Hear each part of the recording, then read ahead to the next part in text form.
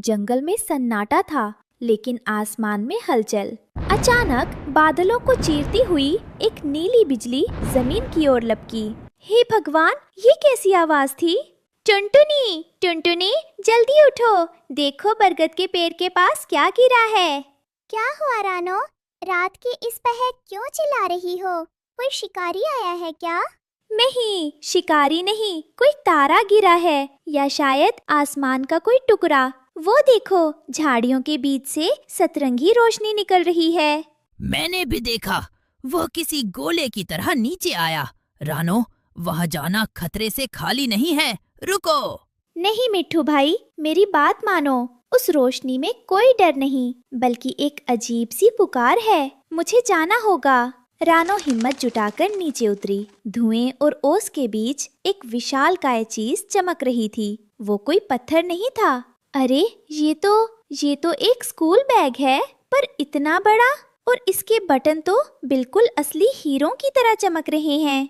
नंदनवन के घने और हरे भरे जंगल में एक पुरानी कहावत मशहूर थी, जो दूसरों की मदद करता है, कुदरत उसका रास्ता खुद बनाती है। रानो चिड़िया इसी कहावत की जीती जागती मिसाल थी।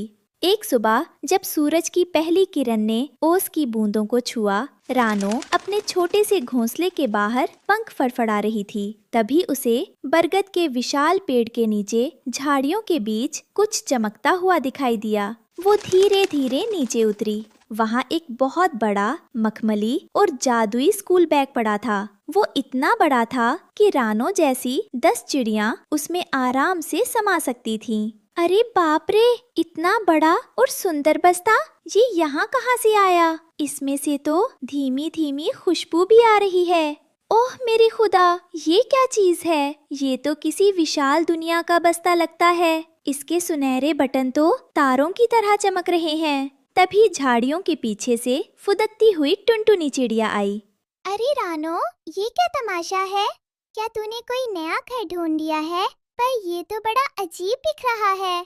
टुनटुनी, देखो तो सही, इसके ऊपर जादुई शिक्षा लिखा है। क्या मैं इसे खोलूं? रुको रानो, अकेले मत खोलो। क्या पता इसमें कोई शैतानी शक्ति हो। जंगल में आजकल वैसे ही अजूबे कम नहीं हो रहे। अरे, ये बैग है या कोई महल? रानो, क्या मैं अंदर जा सकता हूँ? आओ मिट्ठू भाई, देखते हैं ये जादुई बैग हमें कहाँ ले जाता है। डरने की क्या बात है मिट्ठू भाई, जो चीज इतनी सुंदर है वो बुरी कैसे हो सकती है।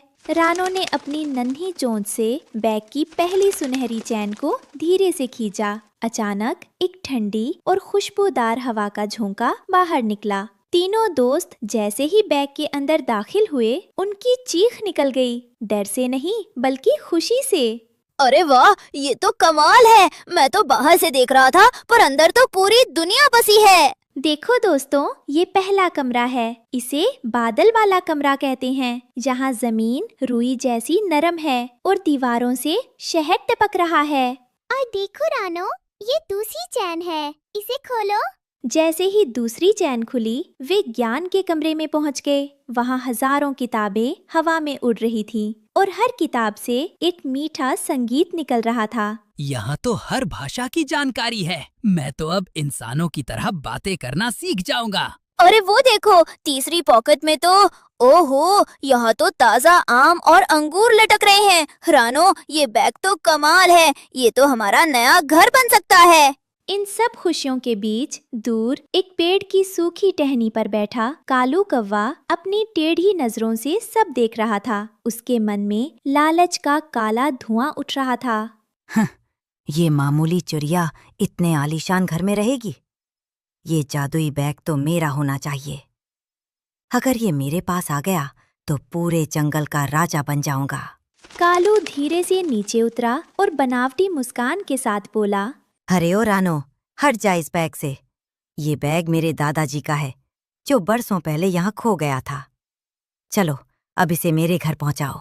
झूठ मत बोलो कालू, तुम्हारे दादाजी तो फटे हुए बोरों में रहते थे। ये जादुई बैग रानो को मिला है और ये सबका है। जुबान लड़ाती है। देख रानो, अगर तूने ये बैग मुझे नहीं दिया तो मैं अपने साथियों को बुलाकर तुम्हारा जीना हराम कर दूंगा।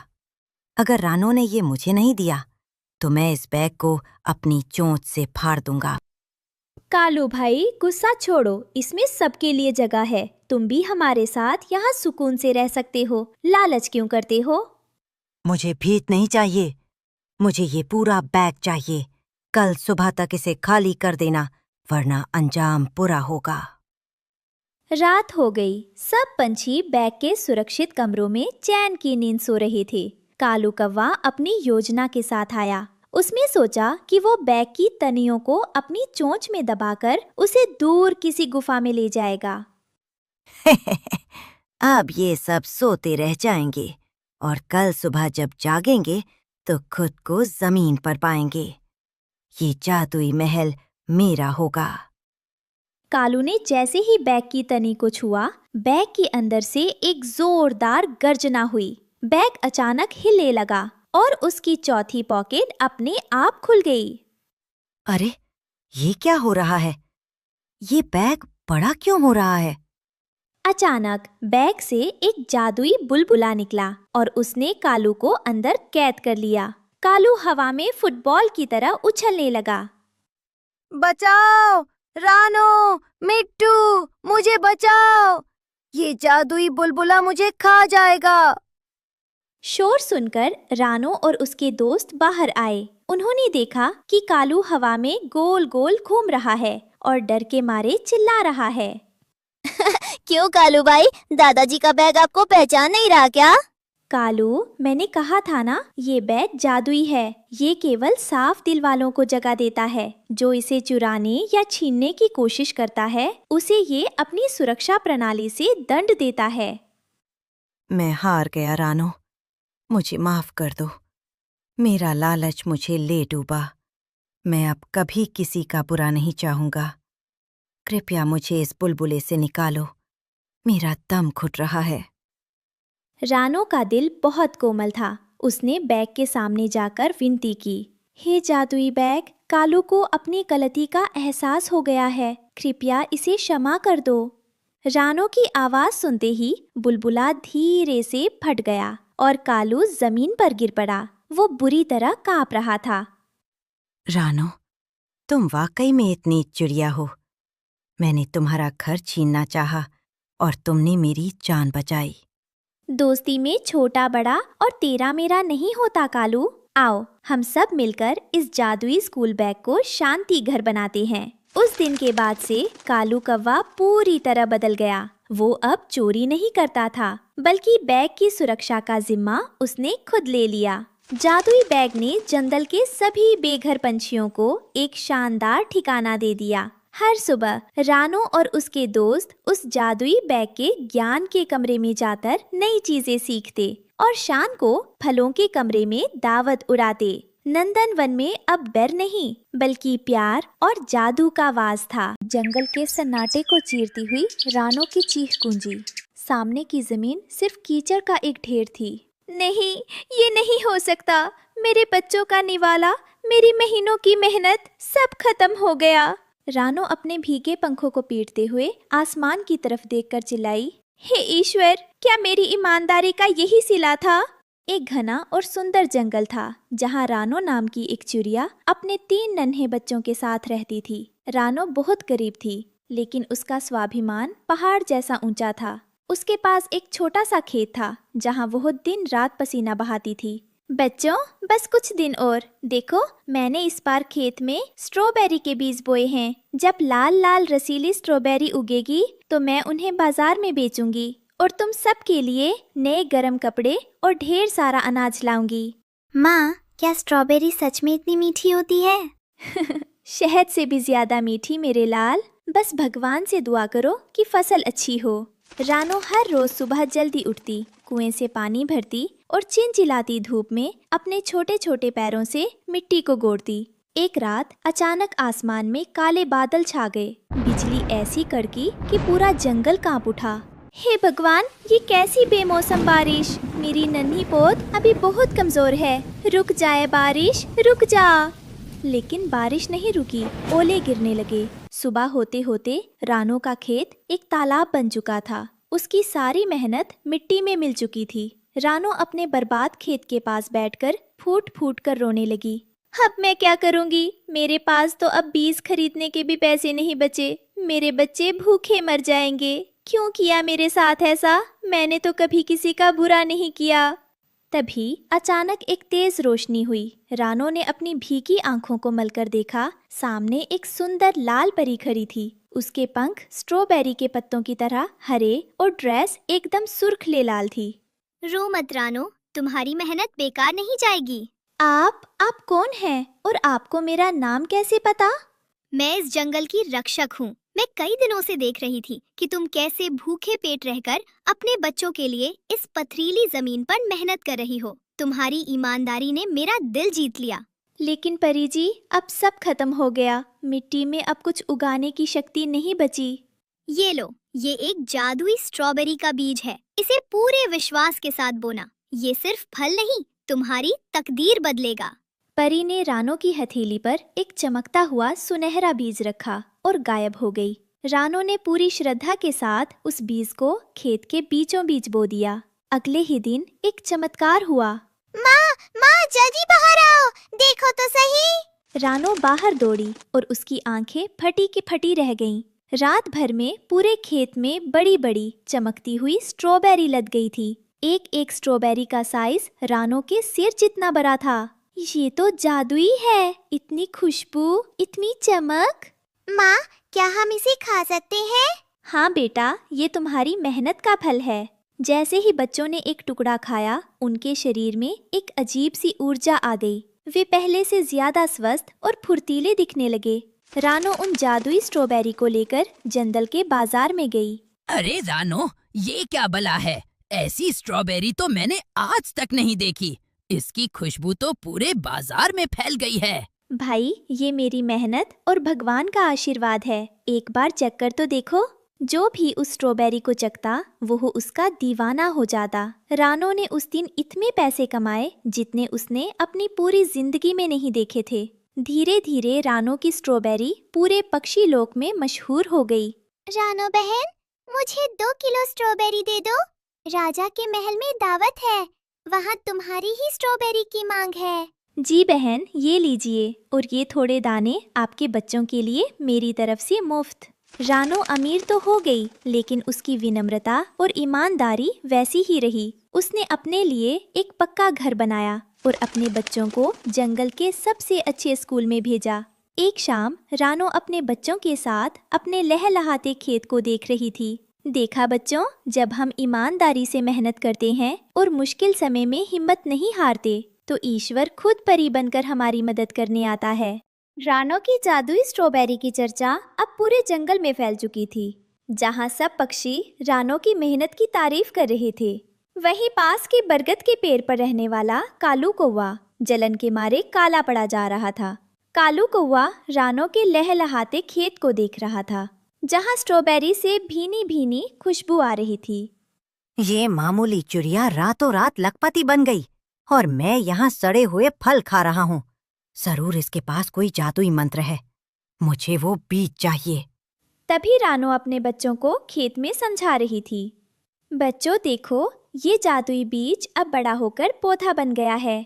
इसकी जड़ में जो सुनहरी मिट्टी है वही असली जादू है। इसे संभाल कर रखना। कालू ने ये सुन लिया। उसकी आंखों में चमक आ गई। आधी रात का समय था, चारों तरफ सन्नाटा था। कालू दबे पांव रानो के खेत में घुसा। आज रात ये जादुई पौधा मेरा होगा। फिर मैं जंगल का सबसे अमीर पक्षी बनूंगा और रानो फिर से दाने दाने को तरसेगी। जैसे ही कालू ने अपनी चोंच से पौधे को उखाड़ने की कोशिश की, अचानक जमीन से एक तेज लाल रोशनी निकली। रुक जाओ कालू, लालच का अंजाम कभी अच्छा नहीं होता। अरे परी जी, मैं तो बस मिट्टी देख रहा था कि कहीं कीड़े तो नहीं लग गए। झूठ मत बोलो, ये बीज केवल ईमानदारी के पसीने से फलता है। अगर तुमने इसे छुआ तो ये पत्थर बन जाएगा। लेकिन कालू कहाँ मानने वाला था। जैसे ही परी ओझल हुई, उसने झपट्टा मारकर पौधे को उखाड़ लिया और अपने घोंसले की ओर उड़ गया। अगली सुबह रानो खेत पर पहुंची तो चिल्ला उठी, हे भगवान, मेरा जादुई पौधा कहाँ गया? कौन ले गया उसे? वो रोती हुई पूरे जंगल में शोर मचाने लगी। तभी उसने देखा कि कालू के घोंसले के पास बहुत भीड़ लगी है। रानो भी वहां पहुंची। कालू भाई, क्या तुमने मेरा पौधा देखा? तेरा पौधा? वो तो अब मेरा है। देखो, मैंने इसे अपने आंगन में लगाया है। अब मैं... अरे, ये क्या हो रहा है? जैसे ही कालू ने उस पौधे को पानी दिया, वो स्ट्रॉबेरी देने के बजाय कांटों में बदल गया। अचानक सारी स्ट्रॉबेरी काली पड़ गई और उनमें से बदबू आने लगी। ये क्या बदतमीजी है? परी ने कहा था ये जादुई है। तभी लाल परी फिर से प्रकट हुई। जंगल के सभी पक्षी वहां जमा हो गए। कालू, जादू बीज में नहीं, रानो की नीयत में था। जो बीज रानो के लिए सोना उगल रहा था, वो तुम्हारे लालच की वजह से जहर बन गया है। परी जी, कालू भाई को माफ कर दीजिए। शायद इन्हें पैसों की ज्यादा जरूरत थी। रानो की दरियादिली देखकर कालू शर्म से पानी पानी हो गया। उसने रानो के पैर पकड़ लिए। मुझे माफ कर दो रानो बहन, मैं जलन में अंधा हो गया था। तुम्हारी ईमानदारी का मुकाबला कोई जादू नहीं कर सकता। रानो, तुम्हारी दयालुता ही तुम्हारी असली शक्ति है।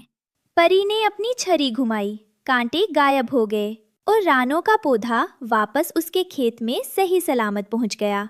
कालू ने वादा किया कि वो अब कभी चोरी नहीं करेगा और रानो के खेत में उसकी मदद करेगा। अब रानो और कालू मिलकर खेती करते थे। रानो ने कालू को भी मेहनत करना सिखाया।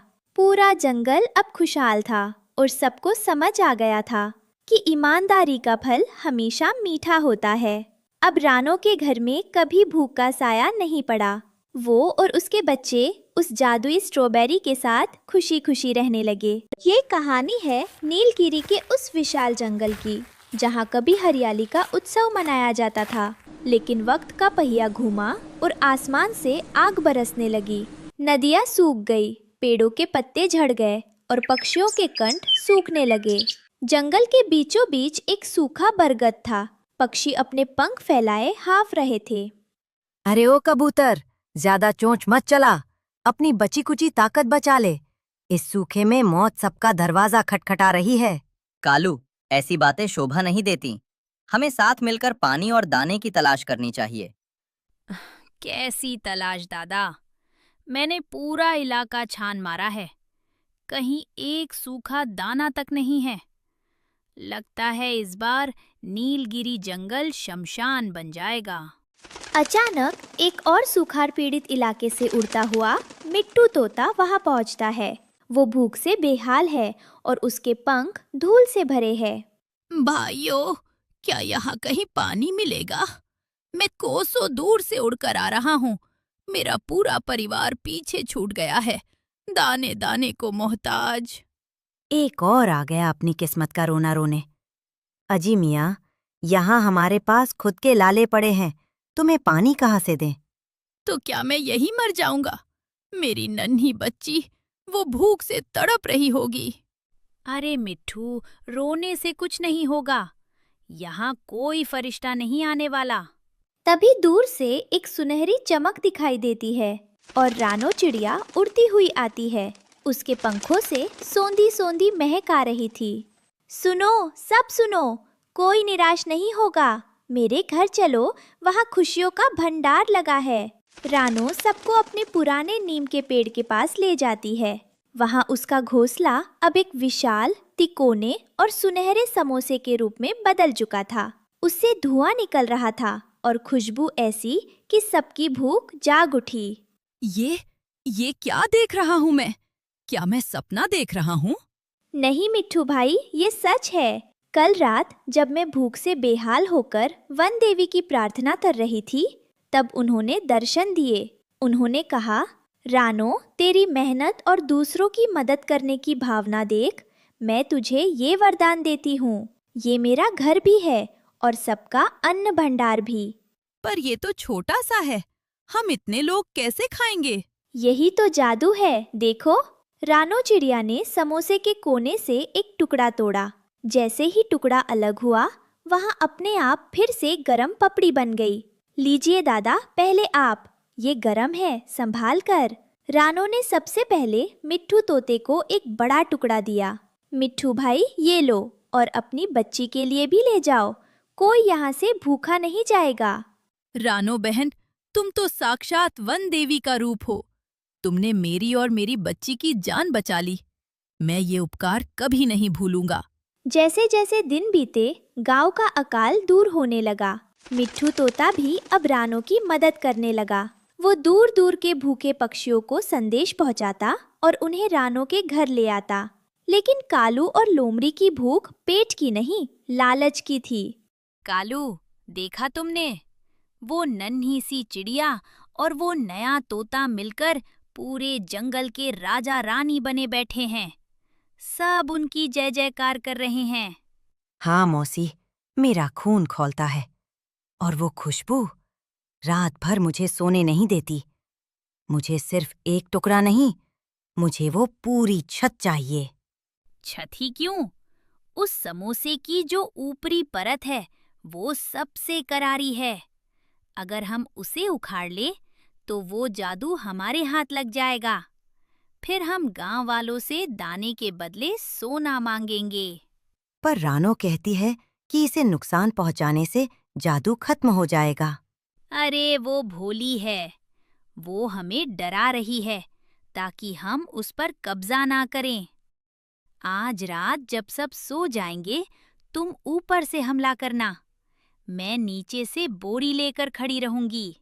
रात का गहरा सन्नाटा था। सब पक्षी सो रहे थे। मिट्ठू तोता दूर एक डाल पर बैठा रानो के घर की रखवाली कर रहा था। तभी उसने कालू को धीरे धीरे समोसे की छत पर उतरते देखा। अरे, ये कालू रात के अंधेरे में रानो बहन के घर पर क्या कर रहा है?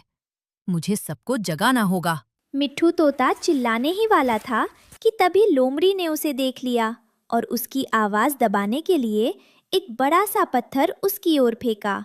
चुप रह तोते, अगर एक भी शब्द बोला तो तेरी खैर नहीं। मिट्ठू तोता पत्थर लगने से घायल हो गया, लेकिन उसने हार नहीं मानी। वो कमजोरी के बावजूद फरफराते हुए रानो के घर की ओर उड़ा। रात के 2 बज रहे थे। चांद बादलों में छिपा था। कालू दबे पांव समोसे की छत पर उतरा। वाह, यहाँ से तो भाप निकल रही है।